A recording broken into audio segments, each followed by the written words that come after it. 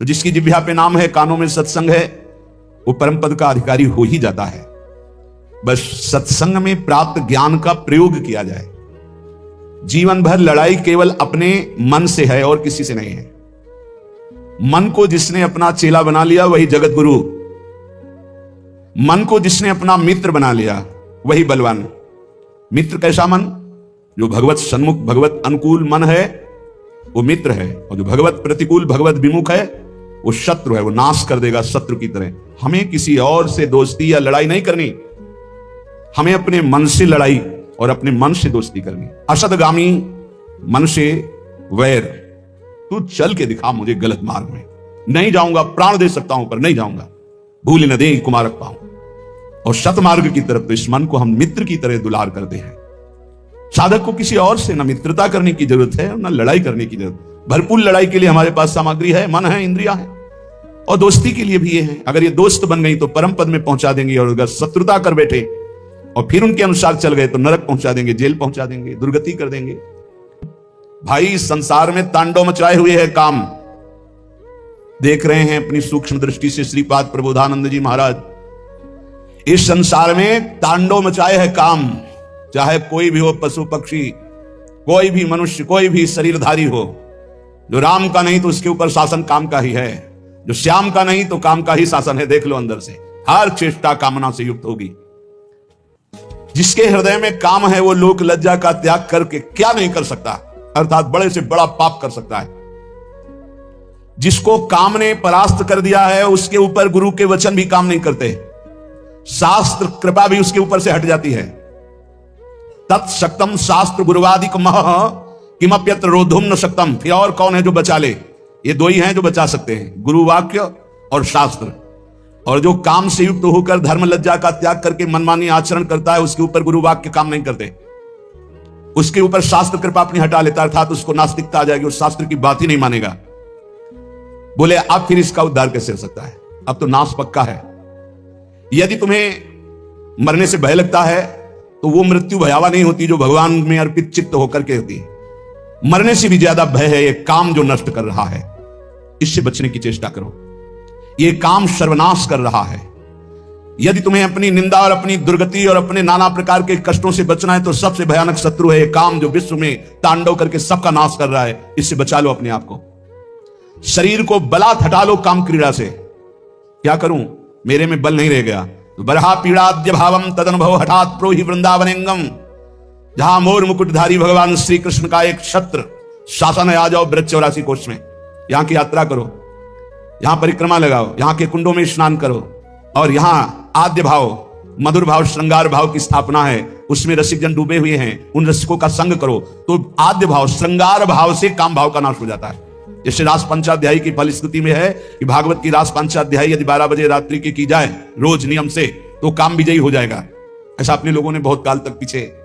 और श्रीमद चतुरासी जी का यदि रोज पाठ किया जाए नियम से तो धीरे धीरे काम पर शासन। भवजल निधि को नाव, काम पावक को पानी। धीरे धीरे सहत सहत बाढ़े भगति। ये नहीं कि 4 पाठ किए देखा काम है कि नहीं है।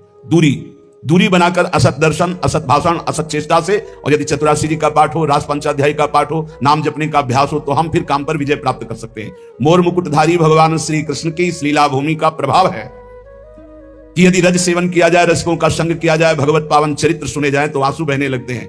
द्रवित हृदय भगवदानंद की उत्पत्ति। फिर कहां काम, काम का फिर राज्य नहीं। जहां राम तहां काम नहीं, और जहां काम नहीं राम। जहां काम है वहां भगवत चिंतन कहां, जहां भगवत चिंतन है वहां काम कहां। इसलिए श्रीपाद कह रहे हैं यदि अपने ऊपर कृपा करना है तो आ जाओ एक बार वृंदावन, यहां दर्शन करो, यहां बैठकर सत्संग सुनो, निश्चित तुम्हारा परिवर्तन होगा। एक केवल है काम जो अंधों में भी बड़ा अंधा बना देता है। इसलिए उपासक इस काम वृत्ति से बचो, नहीं तो अंधा कर देगा, ये नाश कर देगा। चाहे जितना आप दूसरे को उपदेश कर लो या उपदेश सुन लो, जब तक भजन नहीं करोगे इससे नहीं बच सकते। श्री हरिवंश नाम बल लहो, अपने मन भाई सब कहो, रहो शरण हरिवंश की नाम। जितना नाम उतना ही प्रेम, जहां प्रेम वहां काम नहीं। प्रेम मूल्य नाम है, प्रेमी रसिक जपत या नाम, प्रेम मगन निज बन विश्राम। साफ बात है, कोई मिलावट नहीं। जितना नाम जप करोगे उतना ही बलशाली बनोगे, उतना ही काम से युद्ध कर सकते हो। अगर नाम का प्रभाव देखना है तो देखो ठाकुर हरिदास जी में महामंत्र का उच्च स्वर से कीर्तन करते हैं लाखों की संख्या में, 9 युवती वैश्या आकर परास्त करना चाहती, खुद परास्त हो गई 3 दिन में, एक भी वृत्ति दूषित नहीं कर पाई। ये नाम की महिमा। ये काम सीधे पहले बुद्धि को जकड़ता है, निर्णायक है बुद्धि, निर्णय करने वाली, इसे अंधा कर देता है, समस्त दिशाओं में उसे कुछ नहीं दिखाई देता। इसलिए इस काम से बचो। ये जब काम में प्रतिकूलता आती है तो तेज क्रोधो उपैति चांद तमसी, ये और अंधा बना देने वाला क्रोध प्रकट कर देता है। फिर वो हिंसा आदि दोष, नाना प्रकार की ऐसी वृत्तियां आ जाती हैं जिससे वो दुर्गति ही होती है, बंधन ही प्राप्त होता है।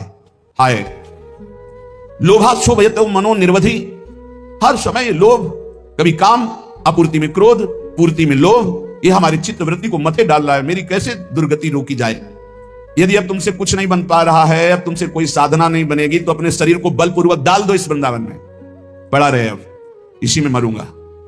आमरण वृंदावन वास का नियम ले ले, तू परम पद का अधिकारी हो जाएगा। श्रीपाद कह रहे ध्रुव मतो, संशय मत करना, जिसका शरीर वृंदावन में छूटता है वो भगवत प्राप्त होता है। ये धाम का जयहा मिहांगम हठात, अपने अंगों को डाल दो वृंदावन में। नहीं, अब नहीं जाऊंगा, बहुत पाप की नीच आदमी हूं, कोई साधना नहीं बननी, बस धाम में पड़ा रहूंगा, यही शरीर छोड़ूंगा, रसिकों की जूठन खाऊंगा। कैसी महिमा यहां के ब्रजवासियों की है। कल एक प्रसंग में रास्ते पे जो हमारे वृंदावन के महामहिम सोहनी लगाने वाले जन हैं, ये सब उनसे वो पूछ रहे, दोनों ने कहा कि हम इतने सौभाग्य का वर्णन करते हैं अपने, मुझे वृंदावन की गलियों में सोहनी लगाने को मिलता है और यहां सफाई करता हूं।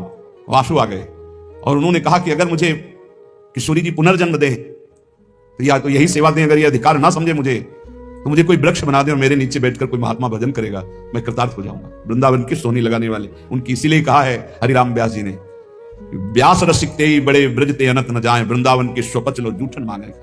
कैसे उनके भाव, और जब अपनी वाणी विराम करते हैं तो कहते जय वृंदावन, एकदम हृदय उनके चरणों में बार बार नहीं, तो हमने हजारों बार उनकी महिमा देखी है, पर हर बार एक नया स्वाद मिलता है। आप इनको क्या समझते हो जो वृंदावन की नाली साफ करते हैं, वृंदावन की सोहनी, ये परमहंस है, इनका चरणोदक प्रियालाल का प्रेम प्रदान करेगा, इनका आशीर्वाद बिहारी बिहारी से मिला देगा। सच्ची बात कहते हैं, सच्ची बात कहते हैं। 20-25 वर्ष पहले की बात है, एक माई ठेलिया में जब अपना जो ब्रज की रज और सब डाल करके जाए, बिहारी जी का पद गाती हुई जा रही थी, तो चरण छुए, जा बाबा तो राधा रानी में। सच्ची कहते हैं, एक बड़े महात्मा के आशीर्वाद में जितनी सामर्थ्य उतनी सामर्थ्य यहाँ के सोहनी लगाने वालों में है, इनको साधारण मत समझना। हठात डाल दो अपने शरीर को वृंदावन में, ये तुम्हें भगवत प्राप्ति करा देगा, इस पे कोई संशय नहीं, कोई संशय नहीं। साधक इस बात को ध्यान दें, ज्यादा उबने की जरूरत नहीं है। 4 हैं उपासना के केंद्र, नाम रूप लीला धाम, एक में तो तुम अनन्य हो ही ना, धाम के वासी हो। धाम का प्रभाव है चलत फिरत सुनियत यह श्री राधा वल्लभ लाल, ऐसे ही वृंदा विपिन में बसत रहो सब काल। धाम का प्रभाव है वृंदावन में जो कबो कछुक भजन नहीं होए, रज तो उड़ी लागे तने पीवे जमुना तो। यहाँ का प्रभाव है वृंदावन प्रभाव, सुन अपनो ही गुण देत, जैसे बालक मलिन को मात गोद धर ले। और देश के बसत ही घटत भजन की बात, वृंदावन में स्वार्थ हो उलट भजन हुए जात। बिल्कुल निराश होने की जरूरत नहीं, आखिरी श्वास तक भगवत प्राप्ति का प्रयास करें। न मेरे में कोई बल रह गया है, न दया आदि कोई सद्गुण है, इस सब सद्गुणों ने मेरी उपेक्षा कर दी, मेरी बुद्धि भी ठीक निर्णय नहीं कर रही, माया की इतनी बड़ी बड़ी श्रृंखलाएं मैं उनको तोड़ नहीं सकता। क्षोभ, काम, बस स्थूल देह कैसे सुखी रहे, भोजन मिल जाए, भोग मिल जाए, आराम व्यवस्था हो जाए, ये मेरा स्वभाव। मेरा भी कल्याण हो सकता है, अर्थात ऐसे का भी कल्याण हो सकता है। बोले हाँ हो सकता है, बस एक बात, सहना। सहने का स्वभाव बनाकर यदि वृंदावन में पड़े रहो तो तुम्हें भी भगवत प्राप्ति हो जाएगी। ऐसे लक्षणों से जो युक्त हैं, कोई बल नहीं, कोई भागवतिक सद्गुण नहीं, माया की श्रृंखलाओं पर इतना हम जकड़े हुए हैं, उनसे हट नहीं सकते। स्वभाव राक्षस जैसा, अपवित्र मुर्दे जैसा, दृष्टि स्त्री भोग के लिए केवल जा रही, चित्त क्षोभ से युक्त है, और सारा का सारा प्रयास केवल स्थूल देह के पोषण में है। कैसे मेरा कल्याण हो? बोले हो सकता है कल्याण। इस पृथ्वी में भूतल में विराजमान जो वृंदावन है, आ जाओ वृंदावन, और श्याम हम सहना कर ही वृंदावन है। हम सहनशील होकर, भागना नहीं, कुछ भी हो जाए, पड़े रहना, वृंदावन को पकड़े रहना, तुम्हें भगवत प्राप्ति हो जाएगी। इस श्रीपाद हृदय की अपनी बात कह रहे हैं, धाम की महिमा देखकर पक्का विश्वास करो।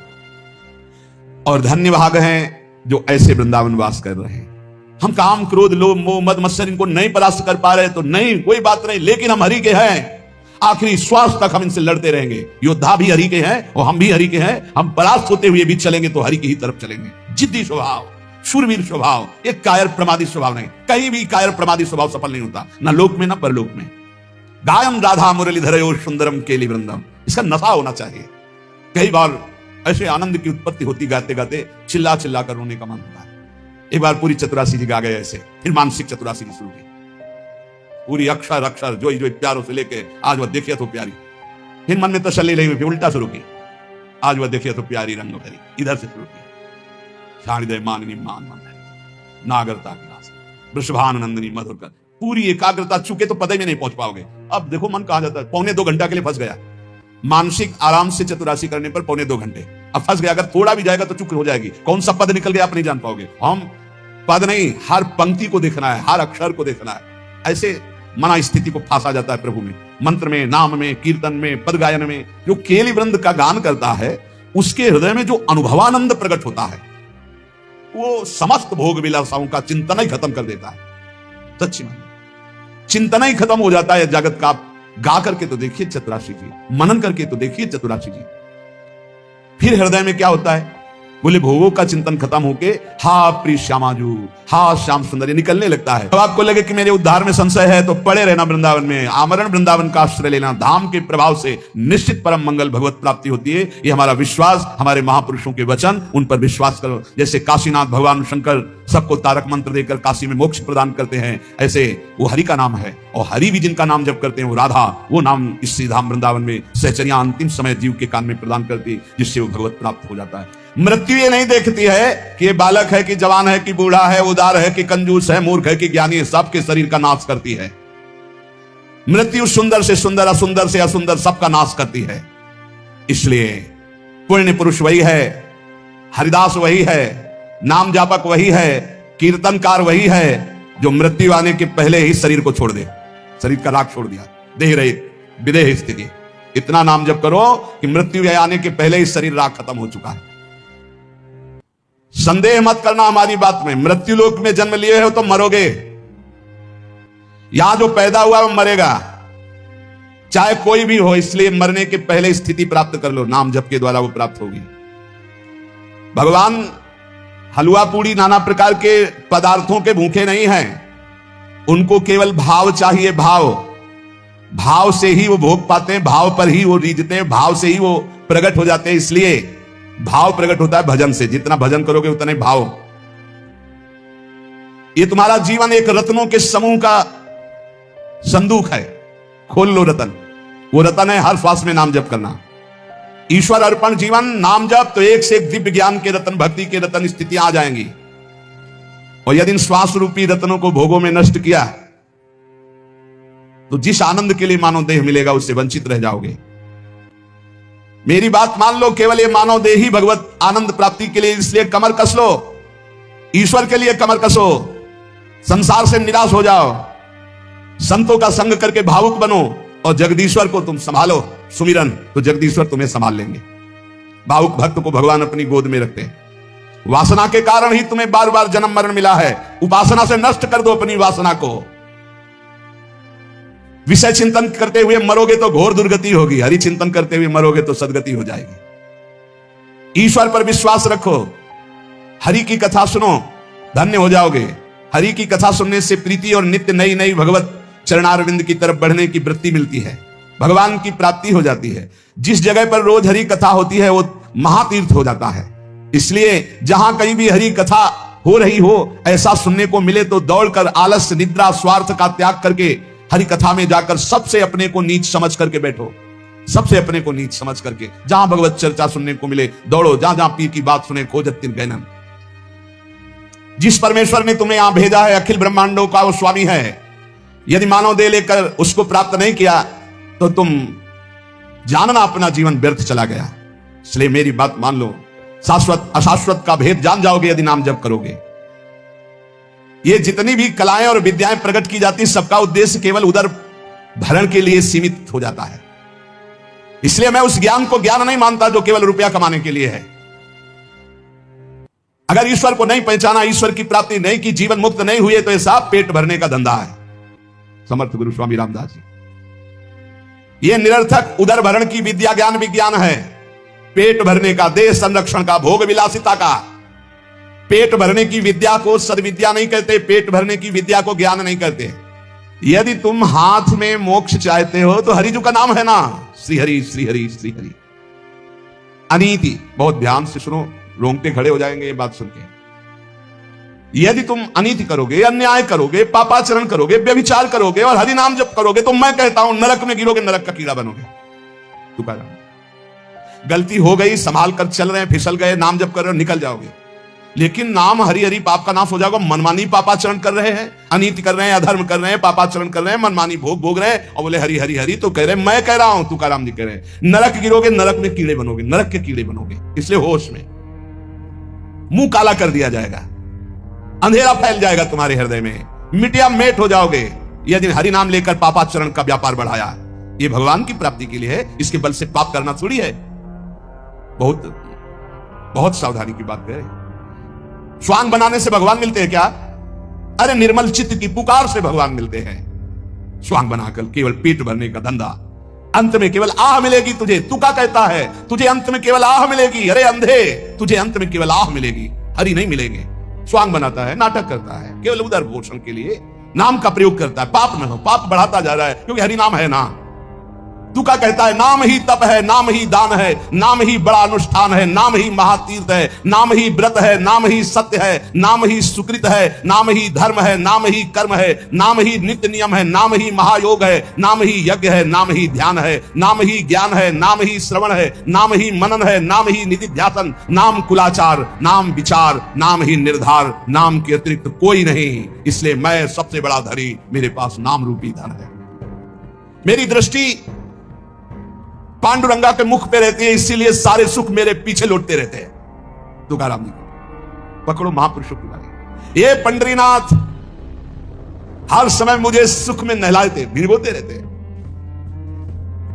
ये पांडुरंगा तेरे से मिलने की त्वरा मेरे हृदय को खींचती रहती है, मैं हर समय पुकारता रहता हूं। हे हरि, तेरे नाम कीर्तन में अपार सुख मिलता है।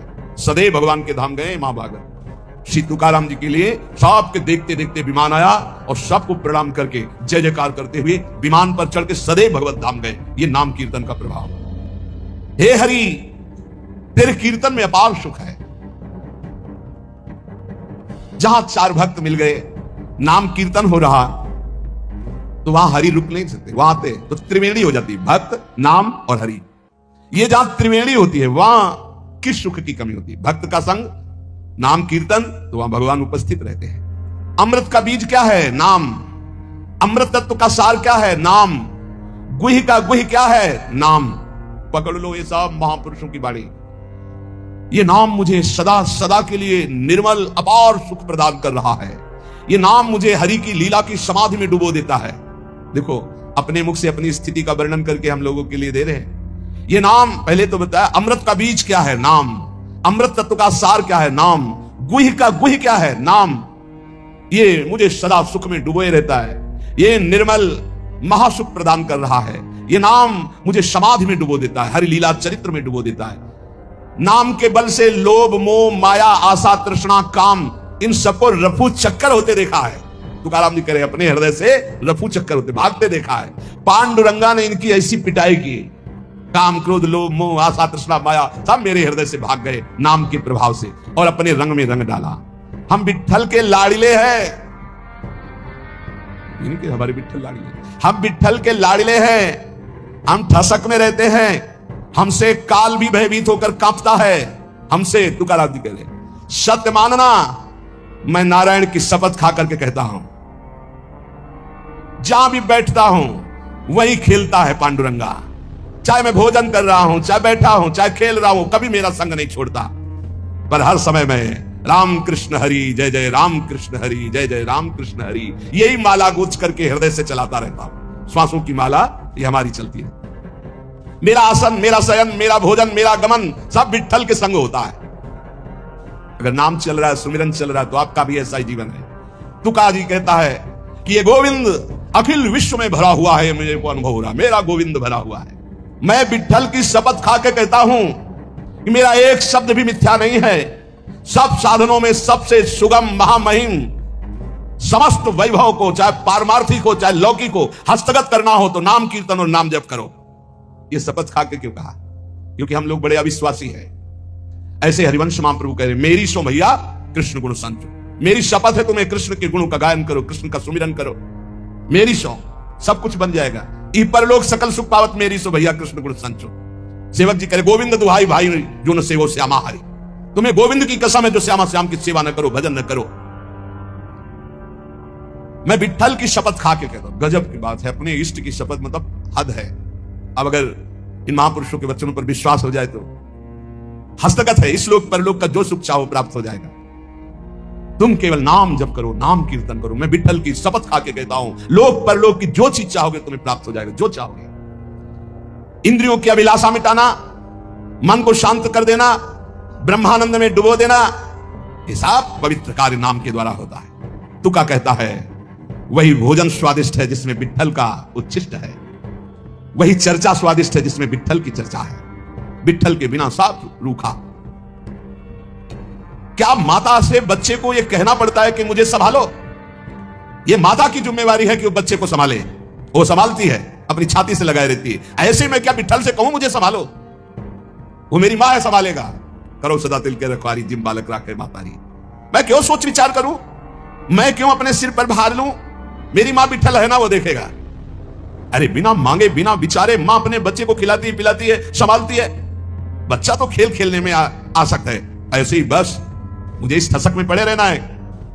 हमारे माई श्यामा जो को राज वो कह रहे हैं योगक्षेमम भाम्याम, सब देख लेंगे पक्का। इतना अभी हम संतों से यही कह रहे थे, ए भाई ये बादशाहों का मार्ग है, जा मिट्टी चिंता मिट्टी मनुआ बेपरवाह, जिनको कसो न चाहिए और साहन के साथ। ऐ मन तू इधर उधर मत भटक, किसी से आस मत कर, ये यज्ञ तीर्थ याटन आदि साधनों का आश्रय मत ले।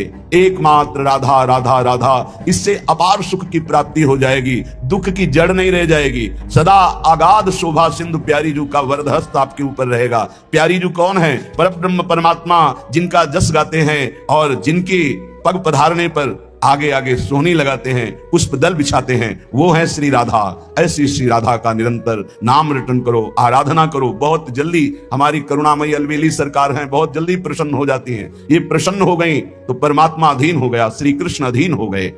भगवान जिसे अपनाना चाहते हैं उसे सब जगत ठुकराने लगता है।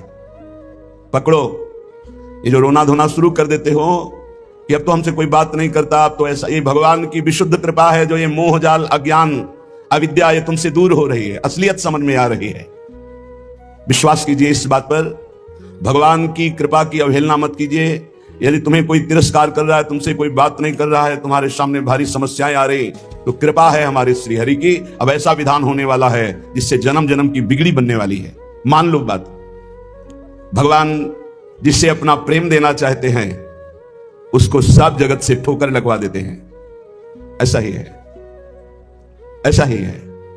जिस पर भगवान कृपा करते हैं उससे जगत में कोई प्यार नहीं करता, और वो ठुकराया हुआ जगत का जब भगवान के द्वार पर आता है तो निहाल हो जाता है। कृपा करते हैं तब ठुकराते हैं, ये कृपा होती है। अगर चिंतामणि वैश्या बिल्व मंगल जी को ठोकर न लगाती तो भगवत साक्षात्कार की योग्यता ना थी। जगह जगह पर ऐसा देखा गया कि जब जगत की ठोकर लगी तो भगवान का द्वार उसे दिखाई दिया, फिर भगवान ने इतना ऊंचा उठा दिया कि उसे भगवान स्वरूप मानने लगे। हम बिल्व मंगल जी को बिल्व मंगलाचार्य भगवत स्वरूप माना गया। हमारा जीवन सार्थक हो जाएगा यदि हम अपने आप को श्री भगवान के हवाले कर दें। मन वचन कर्म से अब मैं आपका हूं, दुख दो या सुख दो, दुर्गति हो या सदगति हो, अब केवल आप ही मेरी गति हो। बहुत बड़ी उत्तम बात है। भगवान के लिए अपना सर्वस्व समर्पित कर दो, अभी बेपरवाह हो जाओगे। ये जो चिंता है, जो शोक है, जो नाना प्रकार की परेशानियां हैं, ये अहंकार कारण है। अहंकार। भगवत प्राप्ति कुछ कठिन नहीं है, बिल्कुल कठिन नहीं है, किसी साधन की जरूरत नहीं है। साधन केवल असाधन त्यागने के लिए, असाधन त्याग दो अभी भगवत स्वरूप प्रकाशित हो जाए, क्योंकि वो है, जो है उसको किसी साधना से पैदा नहीं किया जाता, वो है। साधन से असाधन का नाश हुआ, मन शांत और निर्मल हुआ, भगवत साक्षात्कार हो गया। अगर हमने अपने प्रभु को सर्वस्व समर्पण कर दिया तो अनेक तोष पाऊं, अनेक प्रकार से अपने भक्त का सुख। भगवान का एक नाम है भक्त जनमन रंजन। अपने भक्त के मन को अपार आनंद देने वाले बन जाते। प्रायः लोग डिप्रेशन के शिकार होते चले जा रहे हैं। क्यों? कल भी एक बहुत परेशान है। डिप्रेशन है कि आप समझिए पहले, व्यर्थ का चिंतन, व्यर्थ की कल्पना, व्यर्थ का भय, व्यर्थ की घबराहट, कहीं ऐसा न हो जाए, कहीं ऐसा न हो जाए। क्यों ऐसा हो रहा है? पाप कर्म किए हैं, पाप कर्म किए हैं, अब उनके दंड का समय आ रहा है। तो सबसे पहले बुरी दशा आने के पहले बुद्धि बदली जाती है। जेका विधना दारुण दुख दीन, तेहि के मति पहले हरिलीन। सिद्धांत को समझो। और व्यर्थ की कल्पना, अगर उसी समय यह बात आने लगे पॉजिटिव, क्या होगा? भगवान मंगल करेंगे, अभी डिप्रेशन खत्म होना शुरू हो जाए। पहली बात, पाप नष्ट हुए बिना तुम्हारा मन निश्चिंत, निशोक, निर्भय नहीं होगा। प्यारे, दवाइयों से समय काट सकते हो, लेकिन पूर्ण स्वस्थ नहीं हो सकते। पूर्ण स्वस्थ तब होगे जब आपका मन निर्मल होगा, मन शांत होगा, मन पॉजिटिव चिंतन करेगा, सकारात्मक चिंतन करेगा। और वो तब होगा जब आप नाम जप करोगे, जब भगवान का भरोसा ले लोगे। तो बड़ी से बड़ी विपत्ति में भी अब क्या होगा? वही होगा जो प्यारे ने मंगल रचा है। अब वही होगा जो आनंदमय होगा।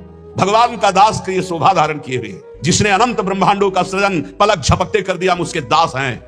भूखे रहेंगे तो भी उसके दास हैं, छके रहेंगे तो भी उसके दास है, महलों में राखे चाहे झोपड़ी में बास दे, उसी के दास है। हम लोगों की ट्रेनिंग इसी बात की होती है, कभी घी घना, कभी मुट्ठी भर चना, और कभी वो भी ना बना तो भी जय हो, जय हो, वाह वाह। हमें क्या कहा जाता है? वाह वाह, वाह वाह, तुम्हारा जीवन वाह वाह, हर कदम हमारा आगे बढ़ेगा, वाह वाह, आगे बढ़ेगा। अब हाथी पे उतर के गधा में तो चढ़ना शोभा नहीं देगा। अर्थात भगवत शरणागति स्वीकार करके जन जन से मांगना, जो मांगे सो बिल्कुल समझो भिक्षुक है, भक्त न सुने कभी भिखारी। ये बहुत घटिया बात है जो बाबा जी होकर के रुपया मांगता हूं मैं, बिल्कुल घटिया बात है। और ये भगवान की शरणागति पर कलंक है, और ऐसे कभी भक्त होते ही नहीं। और हमें लगता है ऐसों को बढ़ावा देना भी नहीं चाहिए, नहीं देना चाहिए। जो रुपये से अपनी वासना का पोषण करें और भगवान के नाम पर कलंक, दासत्व का कलंक धारण करें, नहीं। ये हमारे शास्त्र सिद्धांत गरज कर कहते हैं। अरे घुटने टेके, हमने देखा है महापुरुषों को, महापुरुषों को देखा है। एक गरीब किसान अगर 10 रुपया निकाल के देता है, हाँ इसे आराम से रख ले, और वही 18 लाख रुपए एक आकर के दे रहा सामने रख, उठा, नहीं नहीं सरकार आपकी सेवा, क्यों तुम्हारे बाप के नौकर सेवा में लगा दे, उठा चल। क्यों? उसको क्यों देखा? क्योंकि वो अहंकार से दे रहा है कि हम बड़े धनी, और वो गरीब बड़े धन्यता से दे रहा है, मालिक हम तो देने लायक नहीं, गरीब आदमी 10। तो उठा करके बड़ी प्रशंसा करते हुए और उसको रखते, और एक वहीं बड़ी धनराशि देता है, अपमानित करके हटा देते। चलो कैसे समझा जाए? दुर्योधन कह रहा है आओ दुशासन के महल में, देवराज इंद्र को भी जो भोग दुर्लभ है वो है। मानो भगवान को कह रहा है आओ, जो तुमने नहीं पाया होगा वो पाएंगे। वहां से चले आते हैं, देखते भी नहीं, और विदुरानी के हाथ के केले के छिलके पाते हैं। जैसा मेरे स्वामी का स्वभाव, वैसा सेवक का भी स्वभाव होता है, वैसे उनके संतों और भक्तों का स्वभाव होता है। वो कभी वैभव पर झुकने वाले या बिकने वाले नहीं होते हैं। हे प्रभु, बार बार जन्म हो और आपका ही नाम जप करके आपकी लीलाओं का गायन कर व्यतीत हो, और आपके परम प्रेमी भक्त संतों की जूती का मैं रक्षक कहलाऊं। जहां उनकी जूती उतरे वहां मैं रखकर उनको साफ करूं और उनकी सुरक्षा करूं। एकमात्र अपने आराध्य देव का आश्रय, और आराध्य देव का आश्रय जब सदगुरु के द्वारा मिलता है तो एक खास बात होती है, उसमें संबंध पकड़ने वाली बात है, बड़े भाव का विषय है। अगर हमसे भजन नहीं भी हो रहा है तो हमारी भगवत प्राप्ति निश्चित है, यदि हमारा संबंध दृढ़ है। संबंध दृढ़, और संबंध दृढ़ है तो भजन हर श्वास होता है, किया नहीं जाता। जैसे शरीर से संबंध दृढ़ हो गया है तो शरीर का नाम कभी भजन करते हो ना कभी भूलते हैं, हर समय शरीर की स्मृति बनी रहती है। जितना भी व्यवहार होता है वो शरीर के लिए होता है, खान पान, देखना सुनना, भोगना कमाना, सब शरीर के लिए। संबंध, भगवान संबंध का बहुत सुंदर व्यवहार जो हमारा बनता है हृदय में, तो वैसे ही प्रभु निर्वाह करते हैं। हमारे संबंध के 5 भाव हैं, दास्य, सख्य, वात्सल्य, कांता, सहचरी। शांत भाव तो समदर्शिता में ब्रह्म ज्ञान के अंदर भी रहता है, लेकिन जो सुखास्पद भाव है वो दास्य, सख्य, वात्सल्य, कांता और सहचरी। कांता गोपी भाव और सहचरी, इन भावों के द्वारा जो गुरुदेव हमें संबंध देते हैं उसमें दृढ़ रहना चाहिए। संबंध का निर्वाह प्रभु बहुत जोर से करते हैं। संबंध जो मिला है वो ठसक में बदल जाए, मैं प्यारी जू की सहचरी हूं, मैं प्रियाजू की प्रिय सहचरी हूं, ये ठसक बन जाए। जिससे अपने वृंदावनवासी, राधा उपासी, नित्य विहार रस के जो भजनानंदी जन है, चाहे वो गृहस्थ हो चाहे विरक्त, ठसक होनी चाहिए हमारे माई श्यामा जू को राज, मैं श्री जी की हूं, मैं प्यारी जू की हूं। सच्ची मानिए ये स्त्री पुरुष शरीर की पोशाक है, न तुम स्त्री हो न पुरुष हो, भगवत दिव्य अंश हो। एक बार श्री श्रीनाथ जी को दूध पवा रहे थे, ठाकुर जी ने एक घूंट पिया दूध और कटोरा ऐसे हटाते हुए कहा जय जय, क्या कमी रह गई दूध में? ठाकुर जी ने कहा बहुत मीठा कर दिया, मिश्री बहुत अधिक डाल दी, मुझसे पिया नहीं जाता। बड़ी मनोहार करी, आज पी लो कोई बात नहीं, क्योंकि पुत्र भाव है। ठाकुर जी ने बड़ा ऐसे करते हुए पिया। दूसरी बार भोग में आपने मिश्री कम मिलाई, ठाकुर जी ने एक घूंट पिया, ऐसे कर दिया। कहा जय जय, आज क्या कमी? आप दूध तो एकदम सीठा कर दिया, फिर भी पी लो। थोड़ा ही कम तो मिश्री मिलाई, पहले वाले में आप कह रहे थे मिश्री बहुत अधिक है, इसे थोड़ी कम कर दी। बोले नहीं सीठा है, पी लो, आप पी लो, पी लो। बहुत दुलार किया, दूध पी लिया। तीसरी बार जब भोग लगाया तो मिश्री अलग दूध अलग। लालजू ने कहा आपने ऐसा क्यों किया, मिश्री क्यों नहीं मिलाई? गोसाई जी ने कहा जब मेरे द्वारा मिलाई हुई मिश्री आपको पसंद ही नहीं आती, कभी कह देते हो बहुत मीठा है, कभी कह देते हो सीठा है, तो आज स्वयं मिला लो। तो हंसकर कहा कि हम मिलाने लायक हैं, हम आपके बालक हैं, बालक मिलाना क्या जाने। और दौड़ गए और गोद में बैठकर छाती से चिपक गए और कहा रूस गए क्या, मिला के पिलाओ, हम तो बालक हैं, हम थोड़ी मिला पाएंगे। ये था माम प्रपद्यन्ते, वात्सल्य भाव, मेरे पुत्र हो। तो वैसे ही ठाकुर जी, गोसाई जी ये हृदय से चिपक करके श्री श्रीनाथ जी कहने लगे मैं तो आपका बालक हूं ना। अशुभ प्रवाह होने लगा। ठाकुर जी ऐसे महान सुख देते हैं जो जिस भाव से। एक दिन मचल गए, सैया रचना करके जब शयन कराने को गए, कहा ये सैया ठीक नहीं है, दूसरी सैया ले आए। ये बिछौना ठीक नहीं है, दूसरा बिछौना ले आए। नहीं नहीं ये रंग मुझे पसंद नहीं, और रंग का बिछौना बिछा दिया। अब कितने बिछौना कितनी सैयाएं बदल दी लालजू महाराज बार बार, ये ठीक नहीं, ये ठीक नहीं। पसीना पसीना हो गए थे गोसाई जी। गोसाई जी ने कहा कि आपको कौन सी सैया पसंद आएगी, कौन सा बिछौना पसंद आएगा? बोले बताओ, तुम सैया बनो और तुम्हारी छाती पे हम सोएंगे, क्योंकि हम यशोदा मैया की गोद में ही सोते। अगर दिन में कभी अथाई में बाबा के पास गए तो उनके तोंद पे लेट के सोते। तो आप लेटो और आपकी गोद में हम, श्रीनाथ जी, श्री विठलनाथ जी गोस्वामी जी की गोद में जैसे मां की गोद में बच्चा, ऐसे श्रीनाथ जी सोए। एक दिन चूड़ी पहनाने वाली आई। गोसाई जी ने कहा कि जाओ हमारे घर में जितनी बहुएं हैं सबको चूड़ी पहना दो और पैसा यहां ले लेना आके। आपके 7 पुत्र थे तो 7 बधुएं थी। गोसाई जी ने यह नहीं कहा कि 7 बधुओं को पहना देना, कहा कि मेरी जितनी बहुएं हैं उन सबको चूड़ी पहना दो और पैसा यहां से ले जाना। अब उनकी 7 बहुएं तो चूड़ी पहनी। 8वीं श्री स्वामिनी जी पहुंच गई अपने कर कमल। जे ही उस चूड़ी पहनाने वाली ने श्री जी के कर कमल को देखा, अशुभ प्रवाह, आनंद मूर्ति हमारी प्यारी जो है, अशुभ प्रवाह होने लगी। ऐसा उसको लगने लगा कि आनंद के आवेग में मुझे मूर्छा आ जाएगी। नीलांबर का हल्का सा घूंघट है, मनो मृणाल, मनो कमल लाल, ऐसे सुंदर कर कमल। वो सोच रही इनके कर कमल में पहनाने लायक तो चूड़ियां ही नहीं हमारे पास। श्री जी ने इशारा किया पहनाओ। किसी तरह वो प्रेम शिथिल होते हुए जैसे जैसे इशारा होता गया वो चूड़ियां पहनाई। बहुत देर तक वह शुभ प्रवाह करती रही। इसके बाद गोस्वामी जी के पास उसको ले जाया गया। गोस्वामी जी ने 7 बहुओं की चूड़ी के कितने पैसे होते, तो उसने कहा 7 नहीं 8। गोसाई जी ने कहा 7 बहुएं तो तू 8 की बात कैसे कह रही? तो उसने कहा मैं कसम खा के कहती हूं मैंने 8 बहुओं को। तो बोले जब 7 हैं ही तो 8 कैसे? तो उनका मैं कसम खा के कहती हूँ 8 बहुएं थी और मैंने 8 को पहनाई है, और जो 8वीं थी वो इतनी सुंदर थी, इतनी, और रोने लगी। गोसाई जी ने कहा कि ऐसा कैसे हो सकता है, चलो इससे झंझट हटे। 8 बहुओं की चूड़ी पहनाने के पैसे दे दिए। जब रात्रि में शयन किया तो श्री जी ने गोसाई जी से कहा कि उस चूड़ी वाली से क्यों झगड़ रहे थे? क्या आप प्रीतम लालजू को आप अपना पुत्र नहीं मानते? हाँ पुत्र तो है ही वो, हमारे मानने की क्या बात है। तो मैं कौन हूं, पुत्र बधू हुई कि नहीं? अगर आप कहते 7 बहुओं को पहना दो तो मैं कदापि नहीं जाती। आपने कहा मेरी सब बहुओं को पहना दो, तो 8वीं मैं हूं, मेरे ही धारण। श्री जी के इन वचनों को सुनकर गोसाई जी तत्काल उठे और बैठे बैठे रात भर रोते रहे कि लाडली जू कितनी कृपालु, कितना भाव स्वीकार करने वाली है। यहां एक बात ध्यान रखनी है कि गुरु प्रदत्त भाव के अनुसार, संबंध के अनुसार जब सेवा की जाती है तो बहुत जल्दी वो सेवा सिद्ध हो जाती है। आराध्य देव बात करने लगते हैं। भक्त की हर बात को प्रभु सुन रहे हैं। गोसाई जी ने कहा जाओ सब बहुओं को चूड़ी पहना दो, सुन रही ना श्री जी, इसलिए चूड़ी पहनने गई। हमारा भाव दृढ़ होना चाहिए, भाव में कमी नहीं होनी चाहिए। जैसा हम भाव गुरु प्रदत्त करेंगे वैसा ही इष्ट देव अनुभव कराएंगे। जाकी रही भावना जैसी, प्रभु मूर्ति देखी तीन तैसी। एक अयोध्या में उमापति नाम के महापुरुष निवास करते थे।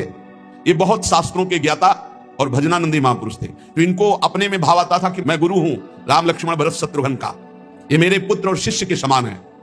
तो ये जब मंदिर में जाते कनक भवन में, तो कनक बिहारी राम जी को यह माला खरीदते हो पहन के जाते, और अपना पहना हुआ माला देते कि राम जी को और लक्ष्मण जी को पहना दो, और सीता जी के लिए कहते कि आधा दरवाजा मोड़ दो, पर्दा कर दो, बहू है हमारी। ये रोज ऐसा करते। पुजारी वैसा ही कहते, जैसा ही कहते, क्योंकि महापुरुष थे उमापति जी। पर वैष्णव जन, संत जनों को अच्छा नहीं लगा कि भगवान को अपनी पहनी माला पहनाते हैं, सब वैष्णव जन खिलाफ हो गए और कहा ऐसा नहीं हो सकता, भगवान केवल तुम्हारे नहीं कि तुम आकर अपनी प्रसादी माला भगवान को पहनाते हो। तो उन्होंने कहा यदि आप लोग ऐसा कहते हो तो हमारी बात सुन लीजिए, गुरु के सामने शिष्य कभी अमनिया माला पहन ही नहीं सकता, और हमारे शिष्य हैं।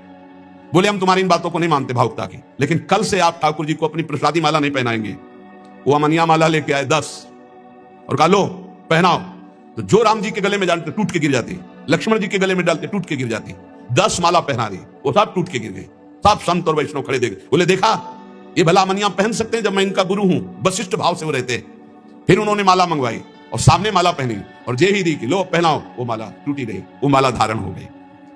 पंडित जी ने सब संतों से प्रार्थना की कि ठाकुर जी को जिस भाव से भजा जाता है ठाकुर जी वैसा ही व्यवहार करते हैं। आप अपने स्वामी के रूप में देखते हैं, लेकिन ये हमारे शिष्य हैं, हमारे पुत्र के समान हैं, क्योंकि मैं वशिष्ठ भाव से रहता हूं। इसलिए प्रभु मेरे जैसे तुम्हारे कर्म बने शुभ अशुभ हमको भोगने पड़ेंगे क्या? ऐसे ही शरीर से शुभ अशुभ बन जाए तो ज्ञानी को कोई फर्क नहीं पड़ता। बस ये थोड़ा समझ की बात है। परमात्मा में ये सामर्थ्य नहीं कि वो मेरे से अलग हो जाए, और शरीर संसार में सामर्थ्य नहीं कि मेरे से एक हो जाए। बहुत बड़े महापुरुष के वचन है। परमात्मा की सामर्थ्य नहीं कि हमसे अलग हो जाए, जैसे बर्फ की सामर्थ्य नहीं कि जल से अलग रह जाए। जल से अलग बर्फ की सामर्थ्य नहीं कि रह जाए, रह सकती? जल ही जल तो है। ऐसे अंश कौन है? परमात्मा स्वरूप ही है। जो है वही परमात्मा स्वरूप है। शरीर मेरे काम का नहीं, शरीर मेरे काम का नहीं। शरीर फसाव वाला, दुख वाला, कष्ट देने वाला, नष्ट हो जाने वाला हमारा है ही नहीं। बोले अभी तक तो घर मकान परिवार रिश्तेदारों की बात रही, आज तो कह रहे शरीर ही हमारा नहीं है। तो छोड़ दे। तो छोड़ना और पकड़ना अपनेपन का है। न छोड़ना न पकड़ना हमारी चीज नहीं है, सरकारी है जमीन। छोड़ो सरकारी। ना तुम इसको नष्ट करने की बात सोचो, ना सजाने की बात। महलों में रखो चाहे झोपड़ी में वास दो, जैसी परिस्थिति इस शरीर की तुम जाओ। हम और आप एक, शरीर और संसार एक। परमात्मा हरदम हमारे साथ है। शरीर के साथ मौत हरदम साथ है, मृत्यु। हरदम हम अविनाशी में रहते हैं, हमारा स्वरूप अविनाशी है, और शरीर हरदम विनाशी में रहता है। खान पान जितना सब विनाशी, इसका विनाश होगा। एक बात दृढ़ता से मान लो, बड़ी छोटी है लेकिन तुम्हें जीवन मुक्त कर देगी। बड़ी सुगम है, केवल मानने से बात बन जाएगी। इतनी बात है कि शरीर छोटे से बड़ा हो गया, इसमें परिवर्तन दिन प्रतिदिन हो रहा है, ये तुम देख रहे हो। ये नष्ट हो जाएगा, तुम टिकाऊ हो, ये नष्ट होने वाला। तुम्हें जितना शरीर से प्रियता है बस इसको हटा लो, इसी से तुम जीवन मुक्त हो जाओगे। बोले बड़ी छोटी बात है। अरे पूरा जीवन लगा जा रहा है, ऐसे कहां हट पा रहे? तुम परमात्मा स्वरूप हो। ये जो रूप दिख रहा है तुम्हारा नहीं है, भ्रम से तुम मान रहे हो। इसकी सत्ता नहीं तुम्हारे इस शरीर की। खास बात केवल ये बात पकड़नी है, जितना जब तब ध्यान साधना है वो इसी बात की है। शरीर पांचों भूले देह सुध, इस शरीर से अपनापन हटा लो। ये तात्विक बात तुम्हें बता रहे हैं। ये जो तुम कहते हो मैं हूं, उस शरीर को लेकर के है नहीं, है वो है कौन? तत् त्वम अस, तुम और कुछ नहीं। ये शरीर बहुत जादू का तमाशा, जैसे स्वप्न में भी तो शरीर होता है, जागने पर कहां रहता है। ऐसे ही ज्ञान से जगा रहे हैं कि ये तेरा स्वरूप नहीं है, ये तू नहीं है जो इसको मार सजाए घूम रहा है। मैं तो सत्ता मात्र है। अगर मैं में स्थित हो जाओगे, शरीर राग छोड़ दोगे तो अभी सब कर्म बंधन भस्म हो जाएंगे। कल सुना था ज्ञानाग्नि के द्वारा सारे कर्म बंधन उसके भस्म हो जाते हैं। मैं के कारण हूं होने पर भी है। जिसने मैं को समझ लिया उसमें कोई फर्क नहीं पड़ता। तीनों गुणों से, तमोगुण, सतोगुण, रजोगुण से शरीर में कोई भी हरकत होती है, कोई फर्क नहीं पड़ता। बात को पकड़ लो, मेरी जीवन मुक्त अभी हो, तुम्हें कोई साधना नहीं करनी, तुम अभी जीवन मुक्त हो। संबंध में फंस गए हो, शरीर संबंध, फिर शरीर के संबंधी माता पिता रिश्ते नाते संबंध में फंस गए हो। अरे तेरा संबंध परमात्मा से, तू परमात्मा का अंश है, काहे प्रकृति के अंश में फंस गया? लौट परमात्मा स्वरूप में। सबकी ममता ताक बटोरी, मम पद मन बांध बर डोरी। ये जितनी क्रियाएं हैं ये जड़ में हो रही, चैतन्य में एक भी क्रिया नहीं हो सकती। जड़ में हो रही, तो मान लीजिए प्रभु, जड़ संसार में, जड़ शरीर से, जड़ अंतःकरण से ये सब हो रहा है, तुम में नहीं हो रही। अगर स्वीकार कर दोगे तो जीवन मुक्त हो जाओगे, स्वीकार कर लोगे तो जन्म मरण के चक्र में फंसते चले जाओगे। देखो इसी को हम भक्ति से बता दें। अगर आप कर्म का कर्ता बनोगे तो तुमको जन्म मरण लेना ही पड़ेगा। अगर अपने कर्मों को भगवान को समर्पित करके करता नहीं तो दियम वस्तु गोविंदम तुभ्यमेव समर्पये, कर्ता को भोगना पड़ेगा, भोक्ता बनना पड़ेगा। इसलिए कर्ता तो हटना ही है, चाहे भक्ति से हटो चाहे ज्ञान से हटो। कर्तापन अहंकार तो बिल्कुल हटाना ही, यही संस्कृति का मूल है।